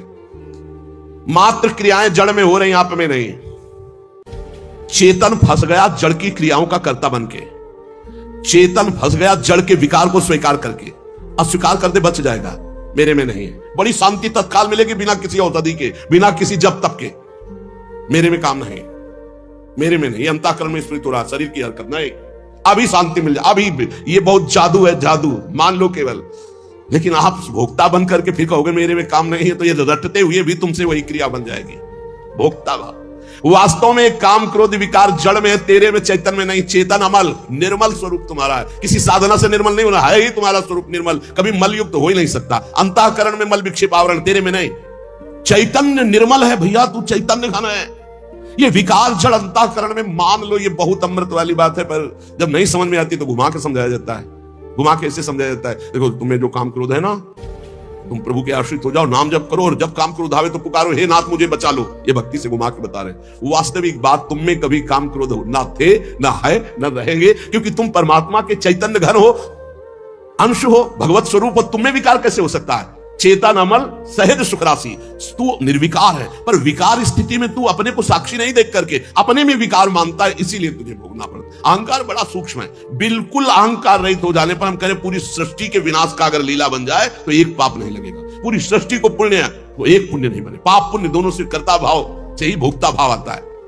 यह केवल बुद्धि के ज्ञान से नहीं होगा, इसका अनुभव करना होगा, हर समय तैयार रहना होगा। एक ब्राह्मण देव शास्त्र पढ़े थे, तो एक गाय उनके बगीचे में आ रही थी चरती हुई, तो ऐसे एक ईंट उठाई, छोटा सा टुकड़ा ऐसे मारा तो मस्तक में लगा, वो गिरी, मर गई। अब गौ हत्या प्रकट हो गई, और बड़े बुद्धिमान गौ हत्या सामने उनके आई। तो उन्होंने कहा कि मैंने तो किया ही नहीं। तो कहा कैसे? आपने ही तो मुझे मारा है। नहीं, बोले हाथ के द्वारा, हस्तेंद्रिय जो इसके द्वारा क्रिया बनी, ईंट उठी और आप में लगी जाकर के, मैंने तो किया नहीं। और हाथ में देवराज इंद्र का वास है, आप उनके पास जाइए। देवराज इंद्र के पास गए। इंद्र ने कहा हाथ में तो देवराज इंद्र का वास है। हाँ, बस 2 मिनट रुको, हम फाइनल करके आपको बता देते हैं। एक बड़े धनी मानी के रूप में गए, पंडित जी प्रणाम। क्या सुंदर बगीचा है पंडित जी, किसका है? बोले मैंने अपने हाथ से लगाया, मैंने सिंचाई की। मैं, वाह पंडित जी वाह, आप जैसे पुण्यात्मा पुरुष। और ये कुआं, ये बावड़ी और ये सब, अरे सब अपने हाथ की कमाई, सब अपने हाथ से किया। तो गौ हत्या किसके हाथ से हुई? देवराजेंद्र के। बगीचा लगाया तो तुम्हारे हाथ से, पुण्य कार्य हुए तुम्हारे हाथ से, और जब पाप बना तो देवराजेंद्र से। गौ हत्या चढ़ इसके ऊपर। और अगर ये ज्ञान का वास्तविक स्वरूप उनके ऊपर होता तो कोई हत्या उनके ऊपर लागू होने वाली नहीं थी। लेकिन बुद्धि से ज्ञान नहीं चलेगा, उसको अनुभव में लाना पड़ेगा। वास्तव में काम क्रोध आदि विकार जड़ में होते हैं, और जड़ से इनकी क्रिया होती, चैतन्य में नहीं। अब समझ लो कि जड़ जनित क्रिया करके फिर कहोगे कि मैं ब्रह्म हूं, मैं चैतन्य गण हूं, मैंने कोई पाप नहीं किया, तो डंडा चलेंगे, तो तुम चैतन्य गण हो, तुम्हें तो पीड़ा हो रही, तुम नरक में जाओगे तो तुम्हें पीड़ा होगी, लेकिन चैतन्य गण हो। ये बुद्धि के ज्ञान चले होगा नहीं। स्वात्मा रामम विषय में तृष्णाम भ्रमयति, जब आप चैतन्य घन है तो आपके शरीर में भी किंचन मात्र विकारात्मक चेष्टा नहीं होगी। नहीं, स्वात्मा रामम विषय में तृष्णाम भ्रमयति। अंधकार के सहयोग की तरह, जैसे अंधकार कभी सूर्य से सहयोग कर ही नहीं सकता, ऐसे आप चैतन्य घन परमात्मा के अंश में अज्ञान, ये काम क्रोधादि कभी स्पर्श कर ही नहीं सकते। तो स्पर्श क्यों हो रहे? क्योंकि आपने स्वीकार किया है। ये बहुत सुंदर बात, इसी को हमने कई बार सत्संग में कहा है। आप अपने अंतःकरण की बात किसी से मत बताइए कि आपको कोई विकार है। जब आपसे कोई पूछे तो मुस्कुरा के उत्तर दो, बहुत सुंदर, बहुत कृपा है ठाकुर जी की, बहुत आनंद है। वो धीरे धीरे अंतरे में भस्म हो जाएंगे, उनकी सत्ता ही नहीं। आप जब सत्ता देते हैं तभी वो आपको परेशान करते हैं। भगवान कहते हैं मात्रा स्पर्शास्तु कौन्तेय शीतोष्ण सुख दुखदा आगमा पाइनो अनित्यास्तास्तितिक्षस्व भारत। ये आने जाने वाले विकार हैं, इनकी सत्ता नहीं है, इनको चुपचाप सह जाओ। अंतःकरण में, तुम्हारे में तो आए ही नहीं। अंतःकरण में तन्मयता होने के कारण तुम्हें भास रहा है, तुम में तो कभी कोई विकार हो ही नहीं सकता। तुम तो निर्विकार सच्चिदानंद थे, हो, रहोगे। कभी कोई विकार तुम्हारे को छू ही नहीं सकता, कभी कोई पाप तुम्हें छू ही नहीं सकता। इस शरीर से हुआ, शरीर को भोगना पड़ेगा, तुम शरीर नहीं हो। अब इतना ज्ञान हो जाए तो जीवन मुक्त हो जाए। एक मार्मिक बात है जिसकी तरफ साधक ध्यान नहीं देता, वो ये कि परमात्मा की प्राप्ति करने से नहीं होती, मानने से होती। और सब करने में लगे, सब करने में लगे। और यहां कह रहे एक साधक इस तरफ ध्यान नहीं देता, परमात्मा की प्राप्ति स्वतः सिद्ध है, करने से नहीं मानने से होती है। मानते करके मान लो या मान के जान लो। जो सत्संग सुनते हैं उनको जो प्राप्त होता है वो 50 वर्ष साधना करने पर भी नहीं। साधक में बहुत अंतर मिलेगा, एक सत्संगी और एक एकांतिक, तो बहुत अंतर होगा। सत्संगी बहुत अपने बचाव पक्ष का जोरदार ज्ञाता होगा। परमात्मा प्राप्ति करने का भाव बाधक है। कैसा? मैं परमात्मा प्राप्ति करूंगा साधना से, बहुत लंबा समय होगा और किसी महापुरुष का जब संग मिलेगा तो तुम मानने पे आ जाओगे, तो जान जाओगे। अगर अभी मानने पे आ जाओ तो जल्दी जान जाओगे। हम लोगों के दिमाग में बैठा है कि 10-20 वर्ष कम से कम भजन करेंगे तब अंतःकरण पवित्र होगा, तब हम कुछ जान पाएंगे। तो पक्का 10-20 वर्ष भजन करना पड़ेगा। अगर आपको ये तो जानने की बात है, हमें बताया जा रहा है कि मैं परमात्मा हूं, मेरे में कभी विकार होते ही नहीं। तो जब अंतःकरण विकार युक्त है तो दृष्टा भाव से देख रहा, मेरे में तो विकार है नहीं, मैं तो सुना हूं निर्विकार हूं, बहुत शांति मिलेगी। उसी समय वो विकार नष्ट होने लगेंगे। बड़ा बड़ा जप अनुष्ठान, ध्यान अनुष्ठान, ये सब जो करके प्राप्त करने के बहुत लंबा समय लगेगा। करने से कर्तृत्व भाव पुष्ट होता है, कर्तृत्व भाव आने से व्यक्तित्व भाव होता है, और व्यक्तित्व में ही सारे प्रकृति के विकार जुड़े हुए हैं, उसी में फिर वो लचपच जाता है। बड़ा सूक्ष्म विषय, क्योंकि ये पूर्व का है इसलिए बहुत आनंददायक है। शरीर से तदात्म कर्तृत्व भाव से हुआ है। निर्लिप्तता का अनुभव करना ही है, चाहे जिस मार्ग से करो, कर्म योग से, भक्ति योग से, ज्ञान योग से। इसलिए क्रिया की मुख्यता साधक में रहती है भगवत प्राप्ति का। तो आप बोलो क्या करूं? क्रिया की मुख्यता रहती है। आप बोलो मैं क्या करूं? मैं ये करता हूं, मैं ये करता हूं, मैं इतना पाठ करता हूं, मैं ये करता हूं, ये करता हूं। किसको लेके बोल रहे हो? वाकेंद्री से पाठ कर रहे हो, शरीर से सेवाएं कर रहे हो, चेष्टाएं कर रहे हो, लेकिन तुम तो इससे अलग हो ना। इतना ज्ञान है कि नहीं? अगर इतना ज्ञान नहीं तो सब कुछ अहंकार की धारा में हो रहा है, उस शुभ कर्म के अंतर्गत आ जाएगा। जब अहम की धारा शरीर से जुड़ जाती है तो भाषा बदल जाती है। सुनना भाषा, पहचान लेना। मैं करता हूं, मैं खाता हूं, मैं पीता हूं, मैं बोलता हूं, मैं चिंतन करता हूं, मैं निष्कामी हूं, मैं कामी हूं, मैं क्रोधी हूं, मैं क्षमावान हूं। मैं के आगे जितना जुड़ गया वो सब प्रकृति राज्य। क्रिया होती शरीर से, वो मान रहा मैंने किया। हर इंद्रियां क्रिया कर रही हो, हमारी इंद्रियों के कर्ता बने बैठे हैं। काम क्रोध आ रहे हैं, अंतःकरण में मान रहे हैं हम अपने में। इसीलिए जीवन मुक्त होना कठिन कहा गया है, क्योंकि सोचते कुछ करके जीवन मुक्त होंगे। जो करोगे जीवन मुक्तता जो है उसी को ढकने वाली बन जाएगी। इसलिए महापुरुष अकर्ता होते हैं, अचाह होते हैं, पूर्ण काम होते हैं। बोले साधना करते करते हो गए? नहीं, हमारा स्वरूप ही पूर्ण काम है, सिद्ध है। चाहे अभी मान लो, चाहे 50 वर्ष साधना करने के बाद मान लेना। नैव तस्य कृतेरार्थो ना कृते नेह कश्चन।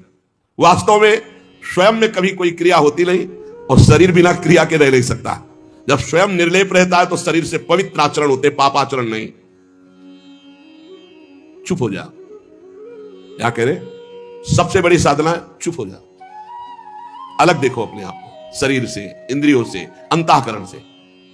चुप हो जाओ। तुम करता नहीं हो, परंतु गलती यही होती कि चुप नहीं रह पाते, शांत नहीं रह पाते, सत्ता का अनुभव नहीं कर पाते। बस क्रियाओं में हम फंस गए हैं, स्वयं में कोई क्रिया नहीं है। इसीलिए भगवान कहते हैं वो महापुरुष जो स्वयं को जान गया, वो पश्यन, श्रवण, स्पृशन, जिघ्रन, असनन, गच्छन, ग्रहणन, प्रलपन, विसर्जन, स्वपन, श्वसन, उन्मिशन, निमिशन अपि इंद्रियाणि इंद्रियार्थेषु। देख लो, देखता हुआ किससे देखता है? कौन देख रहा है? बोले नेत्रेंद्री देख रही है। किसको देख रही? अपनी प्रकृति को ही।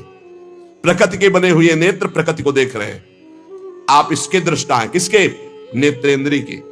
आप नहीं देख रहे, देखने का काम नेत्रेंद्री है। आप देख लीजिए, नेत्रेंद्री बंद हो गई, अब बताओ सामने कौन बैठा हुआ है?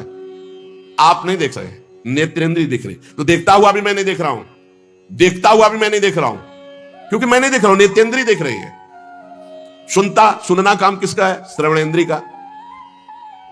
अगर श्रवणेंद्री को अभी बंद कर दिया जाए तो आपको बाहर खूब बातें हो रही नहीं सुनाई देंगी, आप नहीं सुन सकते, क्योंकि सुनने का काम श्रवणेंद्री का है। तो मैंने नहीं सुना, श्रवणेंद्री सुना, मैं उसका दृष्टा हूं, साक्षी हूं। छूने का काम स्पर्शन त्वगेंद्री से, त्वगेंद्री के बिना स्पर्श का अनुभव नहीं होता। जिघ्रन सूंघने का काम घ्राणेंद्री, असनन खाने का स्वाद लेने का काम रसेंद्री, गच्छन चलने का काम कर्मेंद्रियों में चरण, ग्रहण करने का काम हस्तेंद्री, प्रलपन बोलने का काम वाकेंद्री, मलमूत्र त्याग करने का गुदाएंद्री, स्वपन सो रहा है, श्वास ले रहा है, आंख खोल रहा है, मूंद रहा है, संपूर्ण इंद्रियां सब इंद्रियों में व्रत रहे। इसको मैं जानने वाला हूं, लेकिन मैं देखता सुनता खाता पीता नहीं हूं। खाने पीने का काम प्राणों का है, प्राण पोषण। मैं प्राण थोड़ी हूं, मैं तो आत्म तत्व हूं, भगवत स्वरूप ईश्वर का अंश हूं। ये ज्ञान जिसको हो गया तो कह रहे किंचन मात्र कभी कोई उसके ऊपर बंधन नहीं रहता, सिद्ध महापुरुष के ऊपर कोई। इसीलिए सुधानिधि में भी ये लिखा है कि जो महापुरुष राधा वल्लभ लाल के रहस्य मार्ग में प्रविष्ट हो चुका है, देहातीत भाव, अब वो चाहे विषय ग्रहण करे या त्याग कर दे, बहिर्मुख पुरुषों के पास बैठे हो, एकांत बैठे हो, कैसी भी स्थिति में रहे, उसे कोई नहीं बता सकता। विषयान ग्रहणन तुम मुंचंतु कैरवा भाव रहस्य पारंगति श्री राधिका प्रेसा, एक स्थिति है। नहीं किंचित करोमि, इसका तात्पर्य नहीं है कि वर्तमान में वो कुछ शरीर से उसके क्रिया नहीं, शरीर से क्रिया हो रही पर कर्तत्व भाव नहीं, कर्ता भाव नहीं। इसको बहुत सरल ढंग में निपटा सकते हो अपने लोग। कर्तत्व भाव भी है, मैं कर रहा हूं लेकिन प्रभु के लिए कर रहा हूं, प्रभु को समर्पित कर दिया। जो गति इसकी होगी ज्ञानी की, वही गति भक्त की होगी। ये बात पकड़ लो। ये थोड़ा बहुत कठिन बात है, क्या आजीवन वृंदावन वास करना। ऐसी ऐसी परिस्थितियां लुभावनी आती है कि आप चलो बस, ऐसी ऐसी भयावनी परिस्थितियां आती, आपको अब तो चलना ही पड़ेगा। वृंदावन का नियम ऐसा कट्टर ले लो कि प्राण निकल जाए सो स्वीकार, लेकिन हम शरीर जीवित वृंदावन से ब्रज के बाहर नहीं जाएंगे। तो चाहे वो कामी पुरुष हो, चाहे यशोर्थी पुरुष हो, सतमार्ग का त्यागी पुरुष हो, तो भी उसे भगवत प्राप्ति हो जाएगी। धाम वास मात्र से वृंदावन प्रभाव सुने अपनो ही गुण देत, जैसे बालक मलिन को मात गोद भर ले। भगवत प्राप्ति बहुत दुर्लभ दिखाई देती, क्योंकि इंद्रियों को समेट पाना, मन को समेट पाना, रात दिन निरंतर भजन में लगे रहना, जब तक जीवित है कोई गलती ना होने पावे, तब भगवत प्राप्ति। धाम की कितनी महिमा है कि वो कामी पुरुष है, परवश है इंद्रियों के। यही बात ध्रुवदास जी ने भी लिखा है, यद्यपि भक्त अनन्य जो, यही बातें हृदय को बलवान बना देती हैं। यद्यपि भक्त अनन्य जो, विषय इंद्रियन बस होए, कर्मठ कोटि जितेंद्रियन तै समलह न कोई। जो श्यामा श्याम का अनन्य हो गया है, यद्यपि वो अभी विषयी है, जितेंद्रीय नहीं हुआ, तो भी करोड़ों जितेंद्रियों, करोड़ों कर्मकांडी उसकी समानता नहीं कर सकते, क्योंकि वो श्यामा श्याम का अनुरागी है, श्यामा श्याम का अनन्य है। शरणागति में सुग्रीव जी के प्रति जो भगवान का शरण्य का भाव दिखाया, वो बहुत पुष्ट करता है। सुग्रीव जी से हनुमान जी महाराज, वो देखो जो राजकुमार, सुग्रीव जी तो कांप गए। उनको लगा कि बाली के द्वारा भेजे हुए, क्योंकि बाली यहां सापवश आ नहीं सकता, इसलिए वो सुरक्षित थे वहां। हनुमान जी से डर करके कहा कि अब तो प्राणों को कहां हम सुरक्षित रख पाएंगे, क्योंकि जहां भागेंगे वहां बाली पहुंच जाएगा। हम इसी पर्वत पर केवल सुरक्षित है, ऋषि के साप से वो यहां आता। ये दो दिव्य राजकुमार हमें लगता है उसी के भेजे हुए, तुम जाओ देखो कौन है। हनुमान जी विप्र रूप में गए, सामने अरविंदाक्ष भगवान पर दृष्टि पड़ते ही साष्टांग दंडवत। आप कौन हैं स्वामी? नंगे पैर ऐसे कटीले कंकरीड़े जंगल में भ्रमण कर रहे हैं, आपके इस भ्रमण का हेतु क्या है? कहा मैं दशरथ नंदन राम और ये लखन, पिता की आज्ञा से हमें 14 वर्ष का वनवास मिला हुआ है। पर आप कौन हैं? विप्र देवता, आप ऐसे मृदु वचनों से और आपको देखने से लग रहा है कि आपका हृदय बड़ा महान है, क्योंकि आंखों में अश्रु आपके भरे हुए हैं। आप कौन हैं? तो बोले स्वामी मैं तो मंद बुद्धि भूल सकता हूं, लेकिन आप ऐसे पूछेंगे, मैं तो आपका सेवक हूं। कांधे पे प्रभु को बैठा ला, एक उम्र मंद मोह बस कुटिल हृदय अज्ञान, पुण्य प्रभु मोहि विसारे दीन बंधु भगवान। भगवान को सुग्रीव देखकर समझ गए कि ये अनुकूल है, प्रतिकूल नहीं, क्योंकि प्रतिकूल होते तो हनुमान जी ऐसे नहीं लाते। बहुत आनंदित है हनुमान जी महाराज। परिचय सुग्रीव का श्री राम जी को, और राम जी का परिचय सुग्रीव को देते हैं। जब परिचय सुना और समस्या सुनी तो भगवान ने कहा तुम चिंता मत करो, मान लो बाली मारा गया, मान लो, तुम निश्चिंत हो जाओ। और अग्नि को साक्षी करके मित्रता की हनुमान जी महाराज की कृपा से। सुग्रीव ने कहा प्रभु मान तो लेते हैं आपकी कृपा से, लेकिन बहुत बलवान बाली है। देखो ये दुंदुभि राक्षस की हड्डियां हैं, ताल के वृक्ष हैं, यदि एक बाण में इनको बेध दो तो मुझे विश्वास हो जाएगा बाली मार। भगवान का अमोघ बाण। अब बड़ी प्रसन्नता हुई। भगवान ने कहा जाओ ललकारो जाकर बाली को। खास बात जहां हमें पकड़नी हो, बात को समझना, आज तक राम जी का भजन नहीं किया सुग्रीव जी। हनुमान जी की कृपा से केवल मित्रता हुई। भगवान के वचन पर उसको दोबारा प्रश्न करना पड़ा कि इसको प्रमाणित करो तब मैं मानूं कि बाली को मार दोगे। वो भी भगवान ने प्रमाणित किया। भगवान ने कहा जाओ ललकारो जाके। ललकारा। बाली ने सोचा कि हमारे भूसे के प्रहार से प्राण बचाकर भागने वाला किष्किंधा के द्वार पर ललकार रहा है। अपनी पत्नी तारा से कहा ऐसा कौन सा बल इसमें आ गया? बोले प्रभु मैंने सुना है कि सर्वलोक महेश्वर भगवान श्री राम से मिल गए, अब आप इनसे वैर मत कीजिए। तो कहा अरे अगर भगवान है तो समदर्शी हो, मेरा और सुग्रीव का पक्ष विपक्ष क्यों मानेंगे? वो तो समदर्शी हैं, भगवान तो समदर्शी है। चल अब एक ही रूप के बाली और सुग्रीव ऐसी पिटाई सुग्रीव की त्राहिमाम करके भागे भगवान के समीप में। भगवान से कहा प्रभु एक वृक्ष की ओट में थे। कहा प्रभु कहा था मेरा भाई नहीं एक काल है, नस नस तोड़ दी, और आपने मारा क्यों नहीं? बोले समस्या थी कि वहां पहचाना ही नहीं जा रहा था कि सुग्रीव कौन और बाली कौन। क्यों भगवान ने पिटवाया? भगवान को पहचानने की जरूरत है, सर्वज्ञ है, सर्वलोक महेश्वर, सर्वत्र विराजमान, सर्वसत्ता, उनको कोई जानने में अभिमान कि देख लो आखिरी में तुम देख लो फिर भी तुम्हें कोई बल नहीं है, मेरा ही बल महाबल है, तुम्हें कोई बल नहीं। कर प्रसाद सुग्रीव शरीरा। भगवान ने जीव शरीर स्पर्श किया, पीड़ा गई, नवीन बल जागृत हुआ और एक माला अपनी प्रसादी पहनाई। अब जाओ। फिर ललकारा, फिर आए भगवान ने एक बाण से। बाली का जो प्रश्न था प्रभु मैं बैरी सुग्रीव प्यारा, ये कारण कौन नाथ मुझे मारा? नाथ आप तो मेरे भी स्वामी हैं, मैंने आपका कब वैर किया, कब अहित किया, और इसने कब आपका भजन किया, कब आपका हित किया? आपने उसका पक्ष लेकर मुझे मार दिया। श्री भगवान ने कहा शरणागत का बैरी मेरा बैरी, शरणागत का मित्र मेरा मित्र। तू मेरे शरणागत को जानता है कि मेरी शरण में हो गया फिर भी वैर करता है। अंत तो गत्वा अंत्येष्टि क्रिया करा के सुग्रीव को किष्किंधा नरेश पद पे 4 महीने प्रवर्षण पर्वत पर सरकार विराजमान ने, एक बार भी दंडवत करने नहीं। ये हमारी बात है, ये हमारी बात है।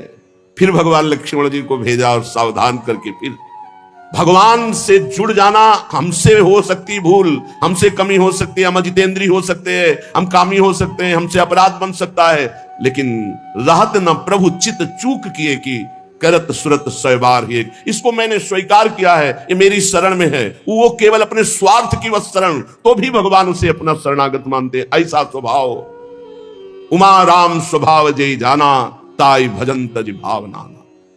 प्रभु का समर्थ नाम, समर्थ धाम, समर्थ लीला, समर्थ रूप ध्यान, किसी एक में हमारी आसक्ति हो जाए। श्रीपाद कह रहे हैं कि यदि वो कामी पुरुष है, पराधीन इंद्रियों के मन के है, वो यश चाहता है, वो सतपथ त्यागी है, लेकिन उसने श्रीधाम वृंदावन के वास का अनन्य अखंड नियम ले लिया, अब उसको कौन सी सिद्धि नहीं प्राप्त हो जाएगी? सब कुछ प्राप्त हो जाएगा। ध्रुवदास जी कहते हैं वो जितेंद्रिय है, विषयी है, लेकिन श्यामा श्याम का अनन्य हो गया है, तो करोड़ों जितेंद्रियों कर्मकांडी उसकी समानता नहीं कर सकते। विशुद्ध सत्व परमे श्रीमद वृंदावन त्वयि कृतानंतापराधस्य त्वमेव शरणं मम, त्वमेव शरणं मम। हे प्रिया प्रीतम, मैं तुम्हारा हूं, बस।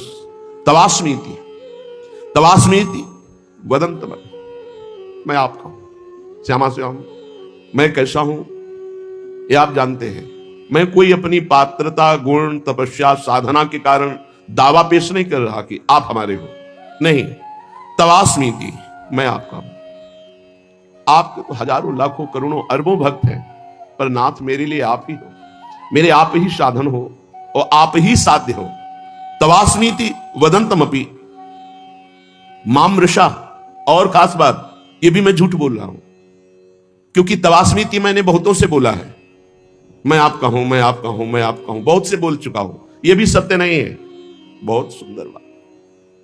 देखो कैसी प्रभु की महिमा है, अगर वो स्वीकार ना करे तो हम झूठों का काम ही नरक में पूरा हो। विशुद्ध सत्व परमे वृंदावन त्वयि, ये विशुद्ध सत्वमय वृंदावन है, अनंत अपार महिमा है। लेकिन इसमें जो करुणा समुद्र विराजमान लाडली लाल है, एक बार कोई हृदय से कह दे, झूठा ही सही, तवास्मीति, मैं आपका हूं, बहुत बड़ी बात, बहुत बड़ी बात, हृदय से तवास्मीति वदंतमपि परमामृषा, सच्ची कहता हूं प्रभु, ये बात पूरे संपूर्ण हृदय से मैं नहीं कह रहा हूं। कहीं ना कहीं कोई विषय राग, कोई व्यक्ति राग, कोई और होगा, झूठा भी हो सकता है, पर मैं ये कह रहा हूं कि आपके सिवा मेरा कोई नहीं।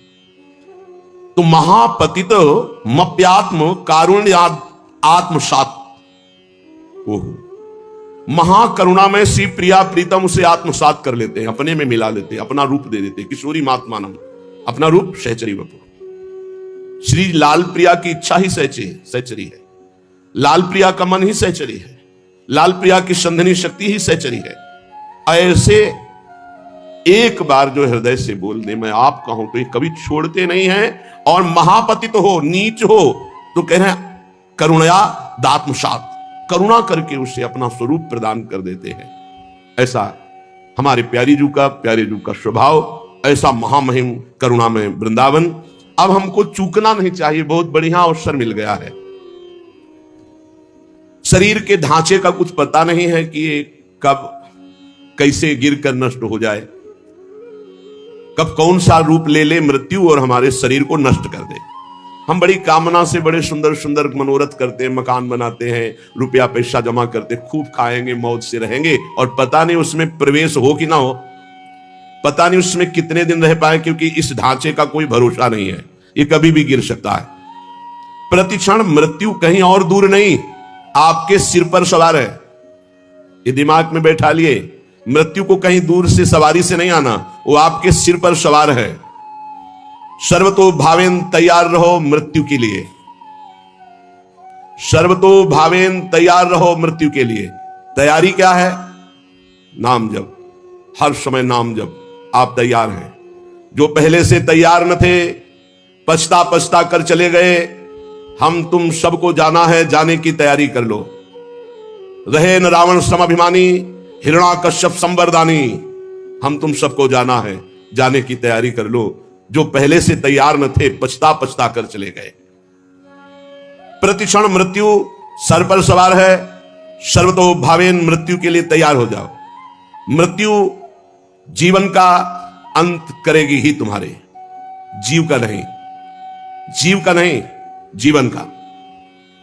इससे जितना भजन कर लोगे तो तुम अपने स्वरूप का रहस्य जान जाओगे। मृत्यु शरीर को नष्ट करती, तुम्हें नहीं। यदि ये ज्ञान प्रबल जागृत हो गया तो मृत्यु की मृत्यु हो गई, निर्भय हो जाओगे। यदि ये बात ना हो तो प्रभु की शरण में हो जाओ, तो निर्भय कर देंगे। एक ऐसी भूमा स्थिति जागृत हो जाएगी जहां मृत्यु का कोई भय नहीं है। अतएव सब तरह से सदा सर्वदा सावधान रहो। जीवन की एक एक श्वास मृत्यु निकाल रही तुम्हारे पास। जैसे 1,00,000 श्वास है, अब गई तो माइनस होती चली जा रही। 1 साल की श्वासें निकल गई, लोग आनंदित होते हैं, हैप्पी बर्थडे, जन्मदिन में प्रसन्नता प्रकट करते हैं। नहीं, जिसकी रकम कम होती है वो शोकित होता जाता है। माल बहुत ऊंचा खरीदना है और रकम वैसे ही कम थी और वो भी खर्चा होती चली जा रही। माल खरीदना है भगवत प्रेम, जीवन मुक्तता, और वो रकम श्वास नाम जप, और वो श्वासें 1 वर्ष की खाली चली गई और हम हैप्पी बर्थडे मनावे। कैसी हमारी अज्ञानता है। मृत्युकालीन जिसका नाम चलता होता है, तो इस शुभ चिंतन के प्रभाव से वर्तमान में नाम चलता होता है, उसकी मृत्यु शुभ हो जाती है, बड़ा मंगलदायी मृत्यु होती है। भगवान का नाम जपते जपते शरीर छोड़ दे, ये सबसे बड़ी बात। या तो ब्राह्मी स्थिति ब्रह्माकारवर्ती, और या भगवान का नाम जप करते हुए, 2 में ही भगवत प्राप्ति। इससे मृत्यु को सदा पहचानो कि मेरे सिर पर सवार कभी भी हो सकती, घटना प्रतिघटना कभी कुछ भी हो सकता है। शरीर पता नहीं रहे कि ना रहे, इसलिए राधा राधा राधा राधा। भगवत स्मृति प्रतिपल यदि है तो घबराहट नहीं होगी, भय नहीं होगा, बड़े आराम से शरीर छूटेगा। शरीर तो छूटना ही है, और बड़े आराम की व्यवस्था में पहुंच जाओगे जहां श्यामा श्याम परमानंद बरस रहा है। इस क्षणभंगुर शरीर में भजन ही सार्थक है। जितना भजन कर लोगे उतना ही सार्थक जीवन जाएगा, पर कामनाओं के कारण भजन नहीं हो पाता। जिसने समय रूपी संपत्ति पर महत्ता दे दी वो महान बन गया।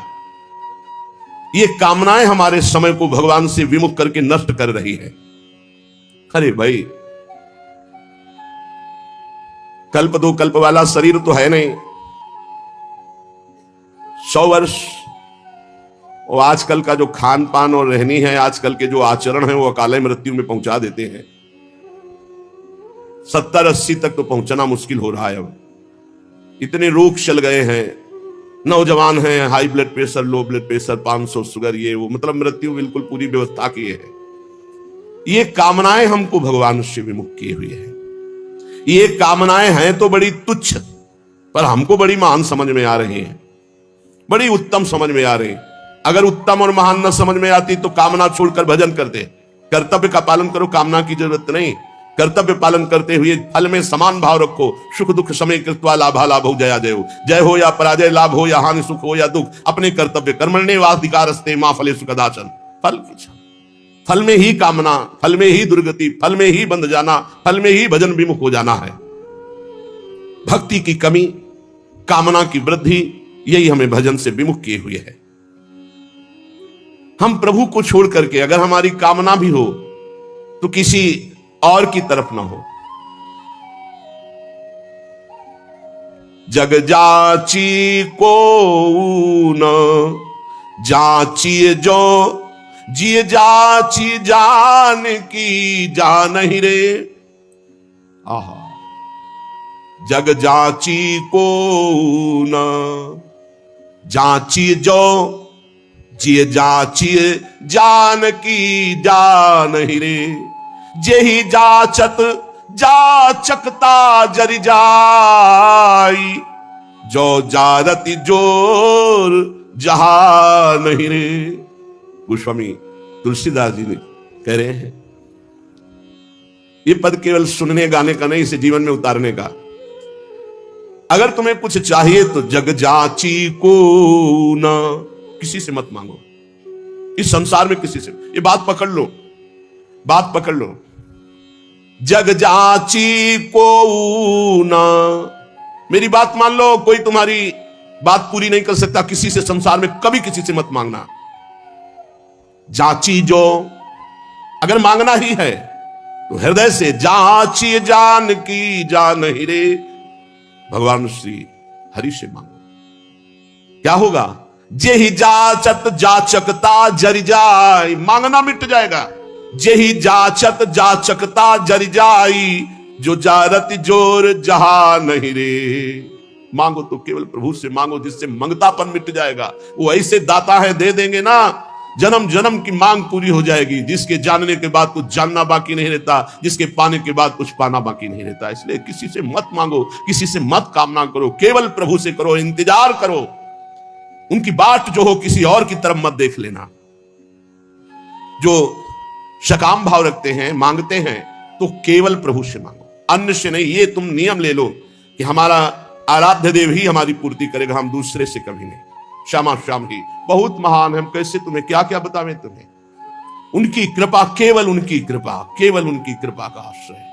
कभी अन्य का आश्रय ले लेंगे तो आपकी भक्ति बाधित हो जाएगी, आपका जीवन समस्या में पड़ जाएगा और आपको परेशानी ही परेशानी हो जाएगी। केवल प्रभु का आश्रय।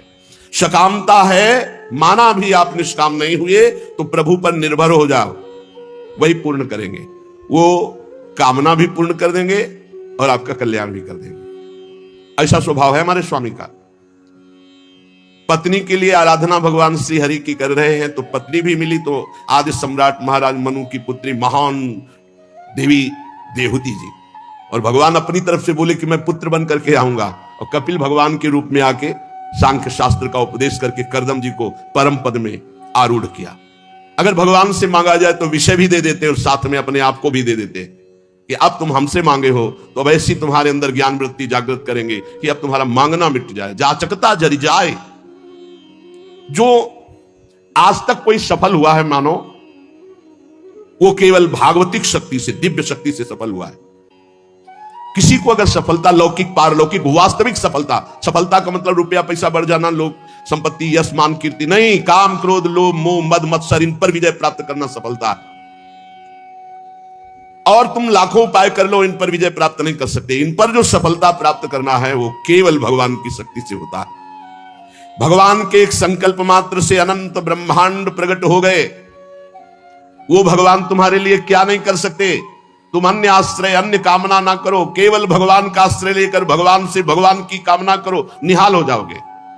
अगर द्रौपदी जी अन्य आश्रय न लेकर के पहले ही भगवान को आर्तभाव से पुकार देती तो समस्या इतनी नहीं बढ़ पाती। समस्या आई तो बहुत जगह मन फैला द्रौपदी जी का। पति हैं, भीष्म जी आदि हैं, हम बड़े बड़े बुजुर्ग जन हैं, भला ऐसा कैसे होने देंगे। और जब कोई नहीं रोका तो अपनी भुजा, अपना दांत का बल, यही सब बातें हमें भगवान से दूरी बनाए हुए हैं, समय की दूरी बनाए हुए। और जहां उन्होंने सब आश्रय छोड़ा और एकमात्र भगवान को पुकारा तो भगवान वस्त्रावतार हो गया। ये केवल कथा सुनाने और पढ़ने की विषय, सुनने का, पढ़ने का विषय नहीं, ये जीवन में उतारने का है कि चाहे विपत्ति हो, चाहे कामना हो, कैसी भी परिस्थिति, सीधा श्री भगवान से आर्त भाव से अन्य आश्रय छोड़कर पुकारे तो हमारे जीवन का बहुत बहुत आनंदमय परिवर्तन हो जाएगा। यदि हम साधारण जीवन अपनाए तो असाधारण विचार हमारे सुरक्षित हो जाएंगे भजन के लिए। यह तो सच्ची बात है। विलासिता का स्वयं का जीवन नहीं होना चाहिए। हमारे पास जो सुख सामग्री वो दूसरों के लिए है, अपने लिए जिससे कम खर्चे से काम चल जाए वैसे चलाना चाहिए। अपना जीवन बहुत ही सात्विक होना चाहिए। हम टूटी से उतना ही जल लेते हैं जितनी आवश्यकता होती है, उतने ही बिजली चलाना जितनी आवश्यकता नहीं। तो बल्ब बंद करके अगर प्रकाश से काम चल रहा है बाहरी तो बल्ब नहीं जलाना है। अगर पंखे से काम चल रहा है तो कमरे में फिर हमको एसी नहीं चलाना।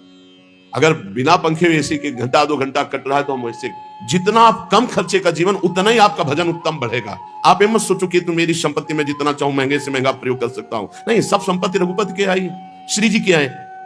एक आदमी 5,000 रुपए में एक बार अपना खान पान व्यवहार करता है और उसी 5,000 रुपए से 50 आदमियों को कुछ कुछ पवाया जा सकता है।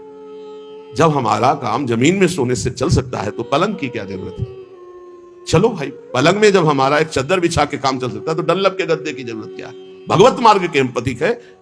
महापुरुषों के वचन, साधारण से साधारण पहले जीवन जीना सीखो। एक कुशासन और मार्किन के सिवा कुछ नहीं बिछाए थे। एक कुशासन, कुशकासन, उसके ऊपर मार्किन। साधारण तौर तरीके। अगर असाधारण भजन करना है तो हमारी बात मान लो। जितना रजोगुण बनवाओगे, जितना रजोगुण एकत्रित करोगे, उतना ही तुम्हारे भजन में बाधक होगी। मरोगे तो भाई शरीर भी नष्ट होगा तुम्हारा और मकान भी दूसरे के हाथ लगेगा। काहे को समय बर्बाद कर रहे हो। अगर साधारण जीवन व्यतीत करते तो रोना आता, प्रभु मुझ गरीब, मुझ दीन पर कृपा कर दो। भगवान की प्राप्ति के लिए जबरदस्ती अपने राज्य को अपने पुत्र को देकर के महाराज मनु हरिताप गवन बन की ना, आप वृंदावन आए हो, बहुत दैन्यता से जियो। आपके पास अर्थ है, भूखे प्यासे ऐसे लोगों को पवाओ, दूसरों की सेवा में लगाओ। संत सेवा, भगवंत सेवा, श्री जी को सुंदर सुंदर पोशाक, श्री जी को भोग लगा के बांट देना, उत्तम भोग लगाए मोर मरकट को सेवा। अपने लिए बहुत साधारण मार्किन, साधारण कपड़ा उड़ले, साधारण से जीवन, तभी असाधारण भजन होगा। जितना आप अधिक खर्च करेंगे अपने शरीर के ऊपर, साधक बहुत ध्यान से सुने, चाहे गृहस्थ हो, चाहे आपका पैसा नहीं है, वो भगवान का है। आप उचित अपने ऊपर खर्चा करें, परिवार के सुख में लगावें, संसार के सुख में लगावें, गौ सेवा, संत सेवा, भगवत सेवा, अन्य में। अपने जीवन में बहुत कम खर्चा। आप अपने समय को अधिक से अधिक बचाकर भजन में लगाएं। यदि आपके पास बहुत अच्छी धन राशि आ चुकी है तो आपको अब ज्यादा जरूरत नहीं है तो आप उसे लोक सेवा, भगवत सेवा में लगाते हुए हर समय भजन में लगिए। ज्यादा फैलाओ मत फैलाइए। सच्ची कहते हैं, बहुत सावधानी की जरूरत, बहुत सावधानी। अरे चाहे आप जितना